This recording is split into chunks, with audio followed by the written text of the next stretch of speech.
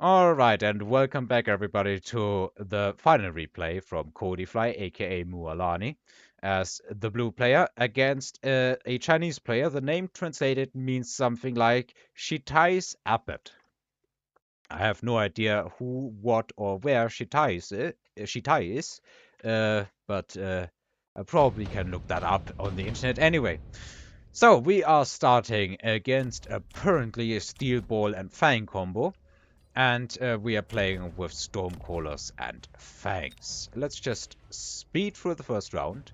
Of course, there's not a Chinese player who is ever going... Well, okay, I stand corrected. Yes, Chinese player is going for the aggro. He's just positioning his steel balls so much further behind than what I do. I guess it makes sense with Fangs. The stronger side for Cody is on his opponent's weaker asymmetrical, well, absolutely insignificant asymmetrical side. And we are seeing a mass of steel balls rolling in on this poor little Arclight. Yeah, the steel balls are super close to the Stormcrawlers already, and one of them has latched onto the tower, which means that this army is going to fall apart.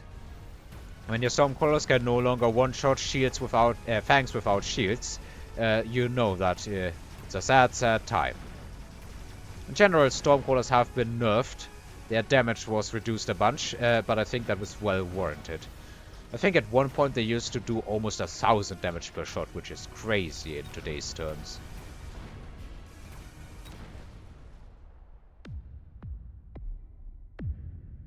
So, Cody takes a bit of damage, but honestly, I don't even mind. Ooh. We don't pick an extended range steel balls, instead we pick laser sights. And we go grab ourselves a Wraith. And we throw the laser sights on that. Well, Cody has also picked the laser sights, and he has deployed some crawlers here. But he has no viable anti-air. I'm tempted to just hit the speed up button, but let's just watch a bit of these interactions. So, the Arclight is doing its job admirably. It's clearing chaff, and that is its purpose in life here. Unless we transition into carry Arclights, that is all it wants to shoot. But of course, there is nothing really to deal with this Wraith. Once again, the steel balls have almost all locked onto the same tower. And from there on out, it is just... Well, let's just say these Stormcrawlers are a lot more sad if they compared to what would happen if the opponent was playing standard. They would be getting so much more value. And ironically, they are still going to be the highest damage unit of Cody's board right now, I bet. So these brave little crawlers took down the tower, and they do get a level for all of their trouble, but they are not getting a win.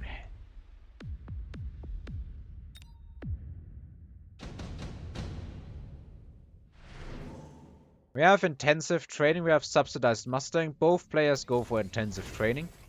So what's the damage? Yeah, these Stormcrawlers are number 1 and number 2 as far as units go.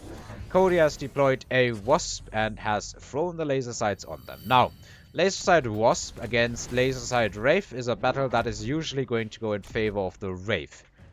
The Wasps cannot clear chaff as efficiently as a Wraith, and they are going to very easily lose here. But range may change that. Still, it is level 2 against level 2, and the Wraith is just objectively a more powerful unit than Wasps in earlier stages of the fight. You can see how easily a Wraith pops Wasps, and how unfortunate Codifly is. Oh, that hurts.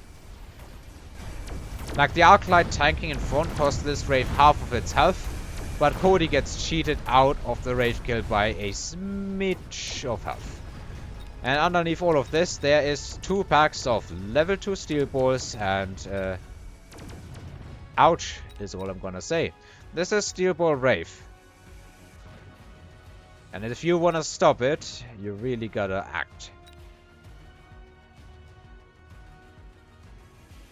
He's sitting at 4,000 health now. This is going to cost him a significant amount of that. He goes down below 3,000.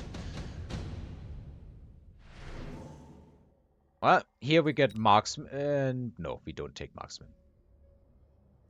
Okay, fire badges in the flank, that is a, or actually to be expected move. We see elite on these wasps, however also range on the wraith. The wraith does almost match the range of the wasps, but only almost. And remember that while the wraith cannot extend its range any further other than tower attacks, of course those can be matched by Mualani as well, the Wasps also have the opportunity to hit aerial specialization, and Elite Marksman is going to give them extra range with each and every level.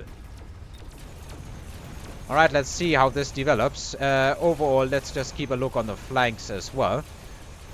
Maybe I should just click this away. So right now this battle is kind of decided by the value that the air units are getting, I get the feeling. They kill these tanky units, but the Wraith is still alive at the end of it and is leveling again. It's killed all the Wasps, and as the towers fall, there's another good chunk of health damage on Cody here. Goes down to about 2160. Fortified Arclight. Oh, we choose the hack protection, which I very recently learned doesn't actually protect from hackers completely. The hackers will instead do a very small amount of damage. Rhinos here are a very good way to deal with these fire badgers. The sledges get healed, which is good against the Wraith, although I'm not sure if it's still going to be good if it gets like floating artillery array. But it is absolutely unimportant into these steel balls. At the same time, the Chinese player is building a second attack squad on the other tower that has nothing meaningful opposing it. I don't think these sledges get to heal a significant amount. Of course, they do also have 30% extra health. We see fire on the Stormcrawlers, so all of the chaff can be basically ignored. Currently, the Wraith is still standing tall, and the Wasps are still only at 2 attacks, which means they are getting steamrolled.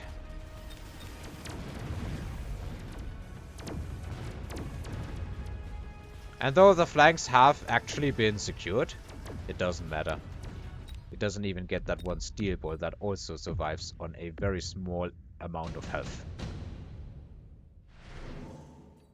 More reinforcements. We are seeing, apparently, some worm play. Nice.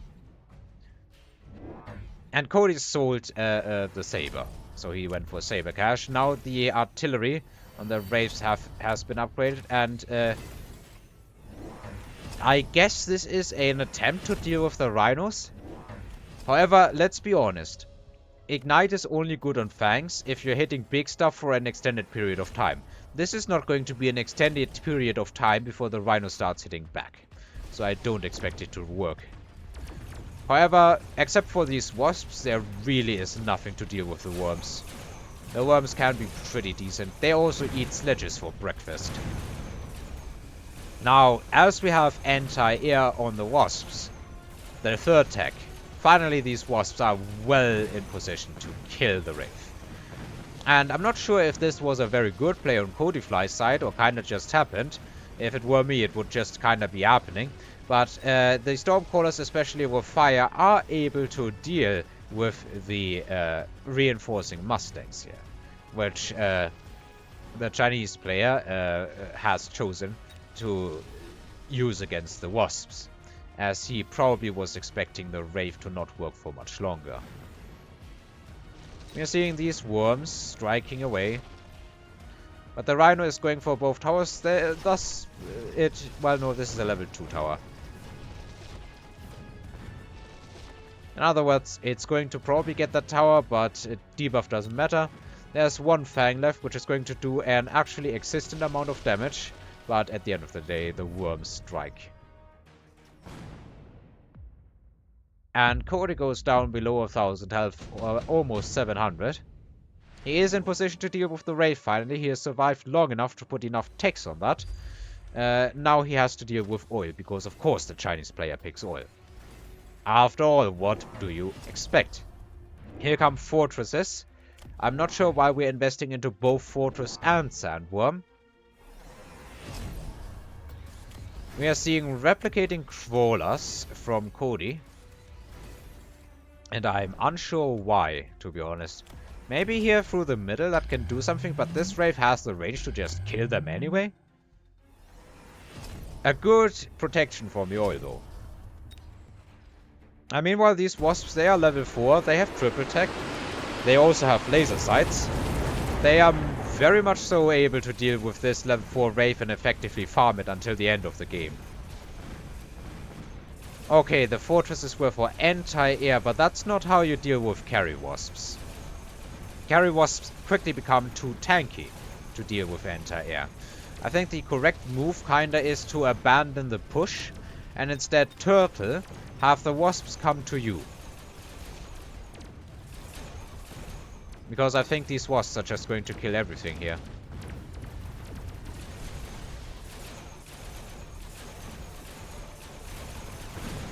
I mean, these Wasps died, but at the same time, the fort is going to not do any significant amount of damage anymore. It's dead anyway. And the Wasps take out the worms. So the pendulum has swung, or rather it has begun swinging in favor of Cody.